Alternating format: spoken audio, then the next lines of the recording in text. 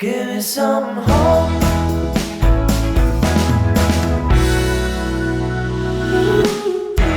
Well, hey, Tom, this is a big day for us today. This is huge. Yeah. This is a major transition that we're making here today. It is. It is. Now, if you're listening to the podcast, because this one does come out this Saturday, Okay. audio only.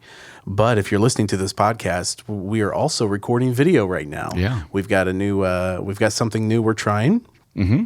And we're pretty excited about it. We have a video man in the studio with us. We do. We have Randy Smith producing and directing us for this podcast and for all of our episodes going forward. This, like I said, this is a trial, but Yeah. we are moving, and I know I'm not doing a very. I'm not putting a lot of fanfare behind what we're doing here, but we are working on a brand, like a whole rebrand to the PointTaken Yeah. podcast here. Good. Same, we're still helping people with their faith, their family, and their leadership, but we've got a new logo coming soon. Oh, We've got good. some new music coming soon. All right. And now we're going to have a whole new video component that's going to be available for the podcast. Yeah. So if you like listening to us and you don't know us and you've thought, I wonder what they look like. Oh, gosh. Prepare to be disappointed. Yeah, right. Yeah. Exactly. Set your standards low. That's right. So that you won't be disappointed. That's right. Well, how are you doing today? I'm doing well. And Let's get small talk out of the way here. I was really looking forward to this because I didn't know exactly what the setup was going to look like. And of course, my suggestion when we first came in was our director, producer, Randy, we would give him an anonymous name. But Yeah. you've already given him credit for who he is. Cat's out of the bag because it doesn't matter how bad we are. He's going to make us look awesome. Okay. Yeah. Well, that's good. That's good. Yeah, he will make us look awesome. I just wanted to give him a way out, by giving him some sort of alias in case. so he can still at least show his face in the industry. Right. He could practice that difficult conversation that we've talked about before, saying, listen, I think I feel led in a different direction. Yeah. That's good. So, hey, one thing I'm thinking about here, if you are listening to this and you do want to check out the video, I will put in the show notes of this. If you're listening on Apple Podcast or Stitcher, honestly wherever you listen, scroll down, find the show notes. There'll be a link to the video once it's up and ready to go. Yeah. Good. Yeah. Good. Well, that sounds great. Yeah. Well, we just started a little mini series last weekend. Yes, we did. Last week about emotions. Yeah. And just as a recap, we talked about how, everybody has them. Yep. And they can be good, they can be bad, they can play tricks on you. We also narrowed down one emotion that everybody has in common, and that's the emotion of fear. And Yeah. once again, just recapping here. And we talked about different fears that people have, fear of the unknown and fear of failure, and et cetera.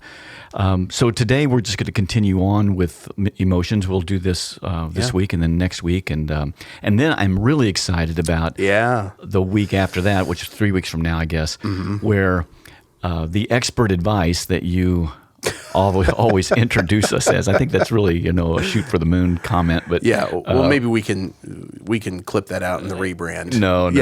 Well, whatever. Yeah, that'd probably be more accurate. But I'm excited about because we're going to be reviewing a book that you have read. Yes. That I'm going to interview you on that. Yeah, so, it's going to be fun. Yeah, so I'm really looking forward for the tables to turn a little bit there. Yeah, on me that. too. So It'll be fun. Yeah, so talking about emotions today, and this is something that should hit everybody because everybody has emotions. But today I want us to talk about probably the most visible emotion that people have, and everybody has it at different degrees and different levels and under different circumstances, and that is the emotion of anger. Yeah. Now, the Scripture says a lot about anger, and it's a good thing because a lot of people struggle with this. Yeah. But we're going to talk about that today, and it's one of these, it's an upfront emotion that people see. Then next week, we're going to talk about kind of a backdoor emotion, an emotion that slips in and you don't even realize that it's there, but it affects, it leads to some of the bigger emotions that are the front door emotions. But I think anger I would qualify that as one of these front door emotions, and I think they can be classified, and this is really an oversimplification, but classified in two different kinds of anger. And we're just going to, for alliteration purposes, one would be sanctified anger, and the other one would just be selfish anger. Okay. So sanctified anger would be what the old school people used to call righteous indignation or righteous anger. They refer many times, they go to Jesus in the temple when he flipped over the tables and everything like that. It's interesting in the culture in which we live. That's like all the anger that is now. Yeah. All anger is righteous now. Yeah, right. Exactly. And I get that from people. Hey, when are we going to take a strong stand on this, and be like Jesus was? And I get that. Obviously, Jesus was really angry at the temple, because they were taking what belonged to God and they were misusing it and abusing it. Absolutely. But the thing about it is that Jesus didn't do that every day. Right. This was what's recorded as a big deal. Yeah, 12 years old, he wasn't like in there, Right. flipping the kids' table. Right. Yeah. I want more chocolate chips. No, he wasn't doing anything like that. In fact, in other words, I think that what it tells us is there's a place for it, but he wasn't doing it every day. Yeah. And I think sometimes we want to call things that we're angry with, we want to call that righteous anger. Yeah. And we think that everybody else should be angry with us on that. And every other issue is just not that big of a deal. Sure. Yeah. Right. And lots of times that anger is connected to the season of life that we're in. The things that we get angry with. Then there's obviously the selfish anger, which selfish anger comes when basically I don't get what I want. And this anger damages others and it damages you. So I want to take some looks at anger. And I was trying to think about this. If we have talked about, I'm sure probably in 150 some podcasts. Yeah, this is 154 right here. This is 154. Yeah. And I remember asking, our producer, Randy, if he'd listened to any of our podcasts. I've listened to a couple. Yeah. That's all he could take, probably. But no, just kidding, Randy. Don't blow this for us. Yeah. But after 150 some podcast, I know we've had to have talked about anger before. It's probably come up. It probably has. Yeah. And so, but I think this shouldn't be a once and done emotion that we talk about because it's such a characteristic in our culture today that. And this is what kind of concerns me, and this is my pastor heart speaking here. It kind of concerns me that we see a lot of anger and division in our culture, precipitated a lot by media, obviously, and obviously you want to throw in government and education and all these different areas, but there's a lot of anger in our culture, which leads to a lot of anger in the community, which can lead to anger in the church, which really scares me because and I say scares me, it concerns me because it can lead to anger and division in the family as well. Yeah. And this is something that's been very concerning to me as I've seen all the last year and a half of the environment that we've experienced. How I wonder, I'm concerned about whenever all of this is over. I know there'll be something else that'll come up, but whenever all the COVID stuff is over and things have kind of settled down, whenever that might be, I'm really concerned about the division that has taken place during that time, that people carry that on and have labeled other people, well, during the COVID years, they didn't agree with me on this, and it affects relationships. Yeah. And that can affect relationships for years and years and years. So what today hopefully we'll do as we talk about anger is how we can maybe get a little bit of a handle on it. Yeah. The first thing is to recognize it, figure out what it is that's making me angry. I'm not going to be able to handle it if I can't identify it. So if I don't name it, I'm living in denial. And I think that sometimes we compare ourselves to other people. I'm not as angry as they are. Compared to them, I'm Jesus Jr. and I don't. Or sometimes we deny it by saying, I just don't get angry. And maybe you've seen some people like that. I'm a Christian, and I just don't get angry. Yeah. Or if I get angry, it's only at the things that Jesus gets angry at. And so there is this. There's a name that we have for people that don't get angry. Dead. Because we all experience it.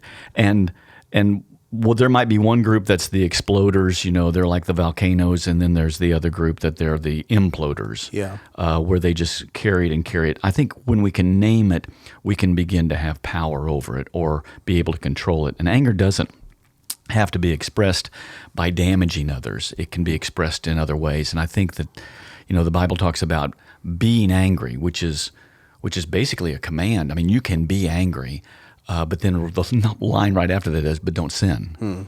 Don't sin in your anger. So that tells us that you can sin in your anger. Yeah. So which should bring most people to a screeching halt. Sure. Yeah. Well, if I can't sin, then how am I supposed to handle this? Right. Yeah. So I think identifying it, recognizing it is important, and the imploders, the exploders, you know what they do?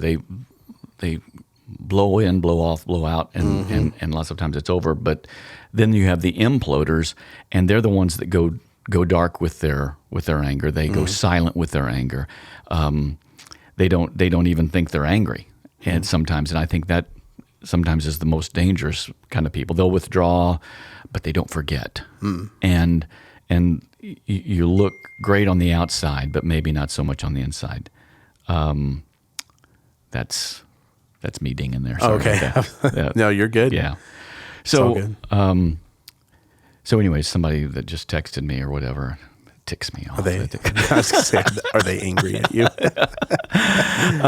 So the second thing about anger and step in handling is, number one, you have to know what it is. What is it that's making you angry? Identify it, and then learn how to reduce it, demote it, minimize it, and that doesn't mean make it go away, but you do this. You gain a perspective about it, and you try to minimize it so that it won't damage others. If you get angry about something, lots of people, I think, don't have a delay button. And that's what you really need when anger starts building up. Yeah. I love this verse. It's Proverbs 17:28. Even fools are thought to be wise when they keep silent, and when they keep their mouths shut, they seem intelligent. And that's important to delay it but also as we talk about delaying it, we have to realize there are nonverbals that are nonverbal communication that imploders often use, the rolling of the eyes, the sighing. Yeah. Another verse in Proverbs is 29:11, which says, fools give full vent to their rage, but the wise bring calm in the end. So how would you reduce your anger? One option might not be viable, but you could become a monk. Yeah, so for like half of the people on earth, that's a possibility. Could be. Yeah. Might be a little high percentage there, but I guess you have to be male and Catholic. But okay, and I said it as a joke. Yeah. Okay. And I'm thankful that you laughed. Yeah. Randy's not getting into my jokes yet. But, I just want to make sure that your suggestions are actually applicable here. So, and this one is. Yeah. And this one is. Okay. So I've never seen an angry monk. Point number one. They isolate themselves. And what do monks get angry about? I mean, I need more straw in my cave, You just don't hear that. And so why did people become monks? They became monks because they wanted to get more control in their lives. They wanted to spend more time with God, and when you spend more time with God, you change. And so I'm using a back door on this as a joke, but at the same time, that's acting. That's why the monk did what he did. Yeah. Was he separated himself, and something happens in your heart when you spend more time with God. Your normal short fuse gets lengthened when you spend time with God. You think about it more, and change comes as a result of that. I'm thinking here of a movie that I can't recommend because it's highly inappropriate. But do you remember the movie Anger Management? Adam Sandler. And Jack Nicholson. Yeah. I haven't seen that movie all the way through, but I've seen parts of it. Well, there is a scene where they go to a monastery. Oh, really? Yeah, Okay. yeah. I won't give it away, Okay. but it unfolds very absurdly, as you can imagine in an Adam Sandler movie. But this, I feel like a lot of this framework they've borrowed from you, just specifically. Specifically for that film, so I was wondering if you were a consultant or no, I haven't even seen the movie. I remember an airplane scene or something on it. Yeah, or it's something absurd. Like that. It's absurd. Yeah. I can't recommend it. Okay. Yeah. Okay. Well, moving on how to delay it, I think that and making a tongue-in-cheek joke about being a monk, but that's what monks do. And so, but the option B would be still so you can be filled. If you become angry about something or someone, and incidentally, anger, I think, can be focused in 4 different areas. And so if you're there and you're struggling with anger today, think about where your anger is focused. Where is it directed? Is it directed at someone? Is it directed at your circumstances? Is it directed at yourself? Or is it directed at God? I think one of those 4 areas is probably where your anger is focused. So if I fill myself with God's principles and God's word, then whenever I'm triggered, I'm going to exhibit what's on the inside. And when I'm triggered, I'll think ahead, what's the consequences of my anger here? Yeah. And who will I hurt or who will I wound if I let this anger fly? Yeah. And so that's all a step in delaying it or pushing the delay button, I think. There's lots of different ways of delaying it. I think about the scripture. This is Philippians 4, 6, and 7. Don't worry about anything. Instead, pray about everything. Tell God what you need and thank Him for what He's done. And if you do this, you will experience God's peace, which is far more wonderful than the human mind can understand. What he's saying here and what Paul's writing here, and once again, he's in prison while he's doing this. I imagine there would be a reason to be angry if you were in prison. But what he's saying is I pull myself away and I spend time with God and I let Him kind of fill my mind, and He's going to bring me peace even in my circumstances. So what that does is you recognize it, you reduce it by delaying and filling yourself with what God's word is, but then what's going to be the result of that is your anger will be reframed. You reframe it. I do this so I won't continue to wound myself or wound others. And I know there's some people that will say, hey, listen, my mom and dad were angry people, or my brothers and sisters were angry people, and so Or I'm Irish. Or I'm Irish, right? Yeah. They'll blame their nationality on it, or that's just who I am. And anger comes and goes, but what we do with it is a choice. And so I think we've some of us have learned to give into it, and we need to relearn how to delay it.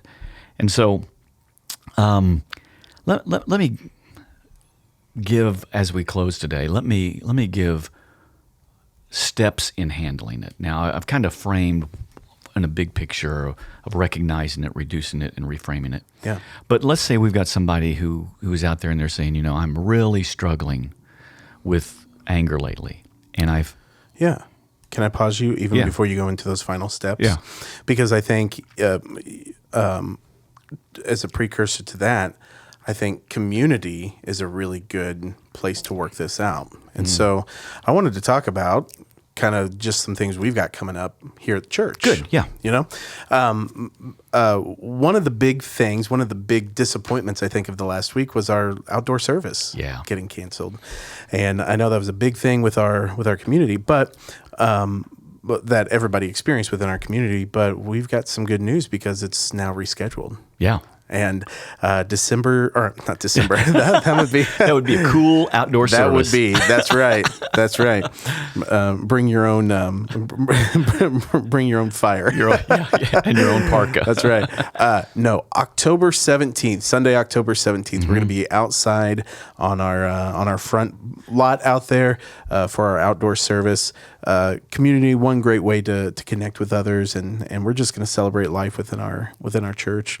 And I think another way of, as far as connecting with the community of believers here is September 26th. We've got a worship night coming up, and that's about 8 days from when this podcast released. Both are great ways to fill your mind and your heart with some positive things. Absolutely. Really absolutely. Are. So I think that if you're local and you're listening to this is a great way to get connected and a great way that you can work out kind of your final conclusions here within another community. Within a community, right. Yeah. Very, very good. I like that. As we close out and talk about dealing with anger, there could be somebody out there that says, I'm struggling with anger lately. I feel like I'm the smoldering volcano, and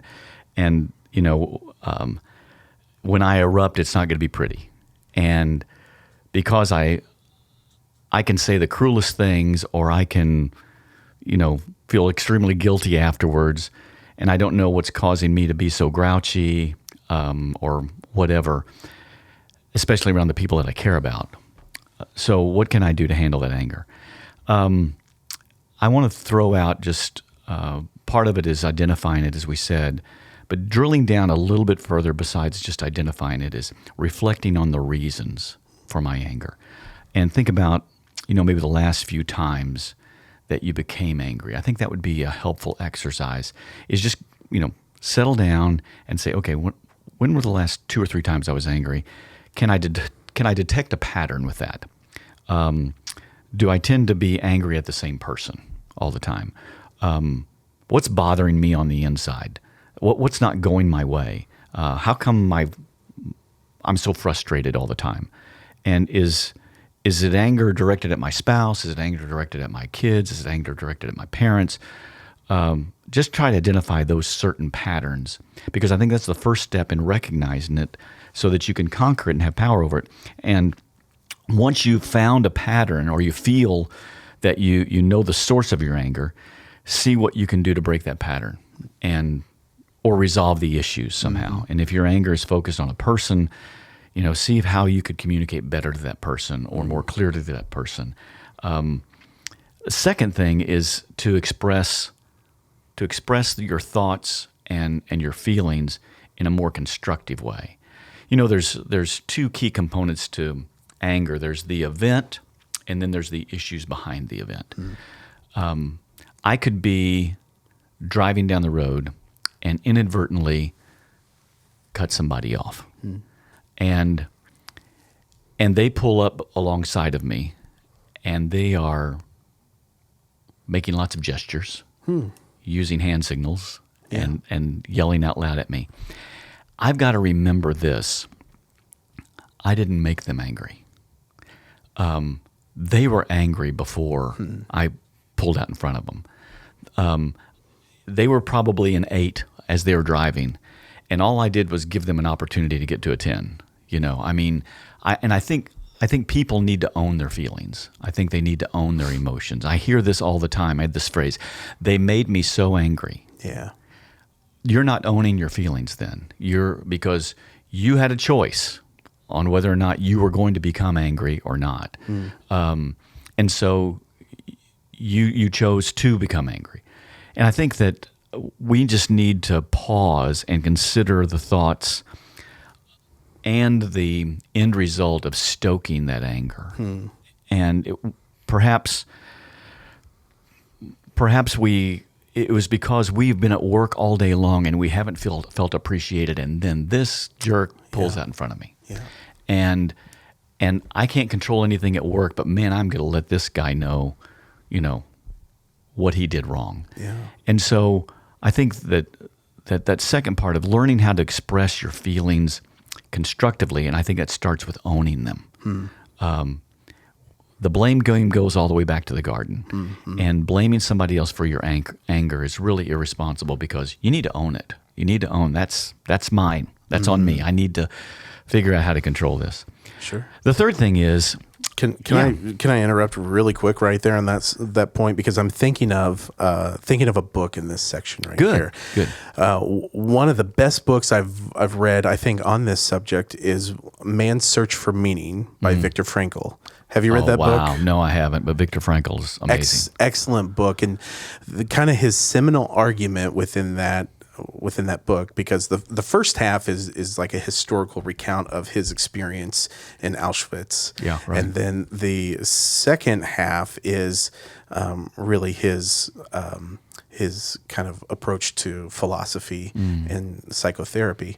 But in one line that just jumps off the page is he says, "The last of all human freedoms is your ability to choose your response to any given stimulus." Yeah. And that's so profound. It is. And he came to that conclusion in one of the most horrific settings that I think you could ever come in. Right. And you see that as you read through and see his recounting of what the death camps were like. But he also talks about what it was like to have every human comfort taken away from you and still to choose a positive response to that. Yeah, so good. He didn't. There's been a quote that has patterned that after what he said. And I hesitate to give credit to anybody because I've heard of different people that have said it, Okay. But it is the only freedom that we have is the freedom to choose whose slave we'll be. And I think when what he is saying is you have this freedom every day to choose how you're going to look at things, and own your anger or own your own emotions. Absolutely. So, man, that's great input there. Thanks for that. We probably ought to just cut it off right now. Here's two more, and we'll close real quick. Sounds good. This is the third part that I think is significant in handling anger, and that is to look at your goals and motives of your own heart. If your motives are right and your goals are good, maybe the anger that you have at that moment might be justified. Jesus' life goal was to glorify the Father. In other words, to make God look good. And when he saw the money changers in the temple trampling over his Father's house, it didn't make his Father look good. And so he became angry for a good reason. But, well, like I said, he didn't cleanse the temple every day. And he didn't walk around angry every day. Yeah. If your goal is to protect your family out of love for them, then your anger at whatever's threatening your children, obviously that's a good thing. But now you must learn to channel that emotion into actions and demonstrate your love. Yeah. You got yourself No, I'm just thinking of Jesus coming to the breakfast table every morning. flipping it over. Yeah. I said over easy. Right. Bacon? Are you kidding me?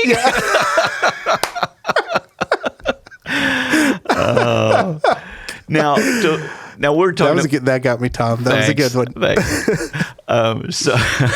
So you're that's an example of good goals. But I think we need to look at our goals. Yeah. Because how that plays into our anger. If your goal is your own pleasure, perhaps you want to, arrive at a certain time and catch the evening program that you like, and this guy cuts out in front of you and slows you down. I don't know why I always use driving illustrations. Maybe it's because I've spent a lot of time in the car with my wife, and Rhonda has a strong opinion about my driving skills. Really? Yeah. Okay. Yeah. But she's also very balanced. She affirms me when, that one time I did good, she affirmed me. So, but I think if your goals are purely selfish, then you need to be able to step back and say, well, wait a second. Is this accomplishing the conquering of anger in my life? Yeah, sure. Maybe your goal might be to gain more affection from your spouse, but your spouse, doesn't respond to you, and you become angry, perhaps in a passive way or whatever, such as not talking, or maybe in an aggressive way.